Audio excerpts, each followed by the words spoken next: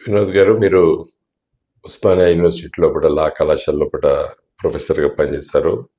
మీరు చాలా సమస్యలపైన స్పందించిన విషయం తెలంగాణ ప్రజలకు అందరికీ తెలుసు. మీరు ఒక మంచి సబ్జెక్టును ఎంచుకొని ఈరోజు మీరు ఇలాంటి చర్చాగోష్ఠులు పెట్టి ఇది ఒక ఉద్యమం రూపంలో తీసుకెళ్ళడానికి ఒక నాంది పలుకుతున్నందుకు మీకు నేను మొదటిగా దీనికి ధన్యవాదాలు తెలియజేస్తున్నాను. Thank you sir. మీరు అడిగినటువంటి ప్రశ్న స్వాతంత్రం వచ్చినటువంటి తొలి రోజుల్లో ఏదైతే మనకు డాక్టర్ బిఆర్ అంబేద్కర్ గారి నాయకత్వాన రాజ్యాంగ సభ ఏర్పాటు చేసి, కాన్స్టిట్యూటెడ్ అసెంబ్లీస్ ఏర్పాటు చేసి వారికి రాజ్యాంగాన్ని డ్రాఫ్ట్ చేసేటువంటి బాధ్యతలు వారికి అప్పచెప్పిన తర్వాత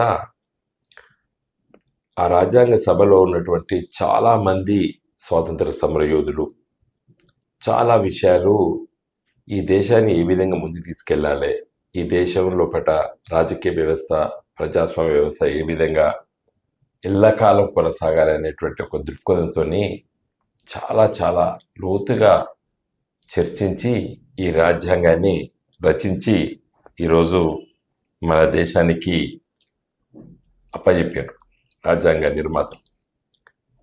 ఈరోజు భారతదేశం విభిన్నమైనటువంటి సంస్కృతులు, విభిన్నమైనటువంటి ఆలోచనలు ఉన్నప్పటికీ కూడా దేశం ఒక సమైక్యతను కొనసాగిస్తున్నది. దీనికి రాజ్యాంగంలో చాలా అంశాలు పరిష్కార మార్గాలే సూచన చేశారు. ఉదాహరణకి మన రాష్ట్రం, తెలుగు రాష్ట్రమైనటువంటి సమైక్య ఆంధ్రప్రదేశ్ రాష్ట్రంలో తెలంగాణ ప్రాంతం ఫజల్ అలీ కమిషన్ మొదటి రాష్ట్రాల ఏర్పాటు కోసం ఏర్పడినటువంటి ఫజల్ అలీ కమిషన్ తెలంగాణ ఒక రాష్ట్రంగా ఉండాలని చెప్పినప్పటికీ కూడా మరి ఆనాడు విభిన్నటువంటి ఒత్తిడుల వల్ల తెలుగు ప్రజలకు ఒకటే రాష్ట్రం ఉండాలని చెప్పి ఆలోచన చేశారు. దురదృష్టవశాత్తు తొలి రోజుల్లో పట్నే అది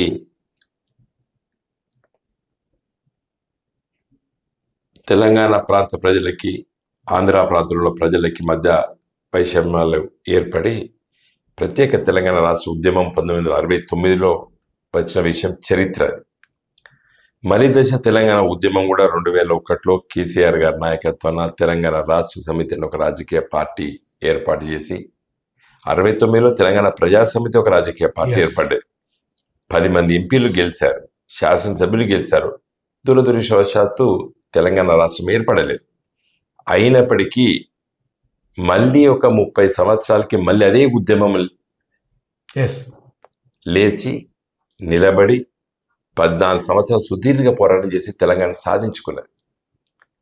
ఇదంతా ఎందుకు చెప్తున్నానంటే రాజ్యాంగంలో 3వ ఆర్టికల్ డాక్టర్ బిఆర్ అంబేద్కర్ గారు ఆ విధంగా పొందపరచకపోయి ఉన్నట్టయితే అసలు తెలంగాణ రాష్ట్రమే రాకపోతే, కరెక్ట్, కొత్త రాష్ట్రాలు కూడా ఏర్పడదు.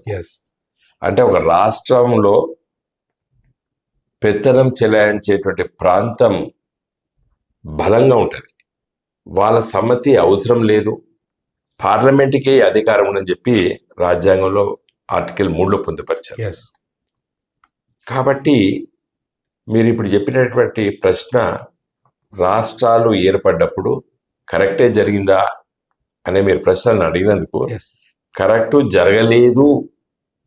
ఎప్పుడో ఒకసారి ఈ దేశంలో పట్ల కొత్త రాష్ట్రాల డిమాండ్లు వస్తాయి అని ఊహించే డాక్టర్ బిఆర్ అంబేద్కర్ గారి నాయకత్వాన ఆ రాజ్యాంగ సభ చాలా సులభంగా రాష్ట్రాలు ఏర్పాటు చేసుకోవచ్చని చెప్పారు. కాబట్టి ఇలా దాదాపు మన తెలంగాణ రాష్ట్రం 29వ రాష్ట్రం. ఇప్పుడు మీరు ఇంతకుముందు అడిగారు, దేశ స్వాతంత్రం వచ్చినప్పుడు ఈశాన్య రాష్ట్రాలు ఇన్ని లేవు, ఒకటే రాష్ట్రం ఉండే అస్సాం. నేను చదువుకునేటప్పుడు కూడా సాంఘిక శాస్త్రంలో 1973, 74 సమయంలో స్కూల్ ఎడ్యుకేషన్ చదువుతున్నప్పుడు మా పాఠశాలలో మా ఉపాధ్యాయ మిత్రులు మాకు అస్సాం రాష్ట్రమే చూపించేది, షిలాంగ్ దాని రాజధాని చూపించారు. అవును సార్. ఇప్పుడు అది మేఘాలయ రాష్ట్రంలో ఉంది. ఎస్. కొన్ని రోజులు దిస్పూర్ చూపించారు. కాబట్టి చరిత్ర అది 1972 తర్వాత ఇందిరాగాంధీ గారు అస్సాం రాష్ట్రాన్ని 7 సిస్టర్స్ గా విభజన చేశారు. అవును. ఇలా అరుణాచల్ ప్రదేశ్, మిజోరాం, మణిపూర్, నాగాలాండ్, మేఘాలయ ఎస్. ఇవన్నీ కూడా ఇందిరాగాంధీ గారి నాయకత్వాన 7 సిస్టర్ స్టేట్స్ ఎస్. అస్సాం రాష్ట్రాన్ని విభజించి చేశారు.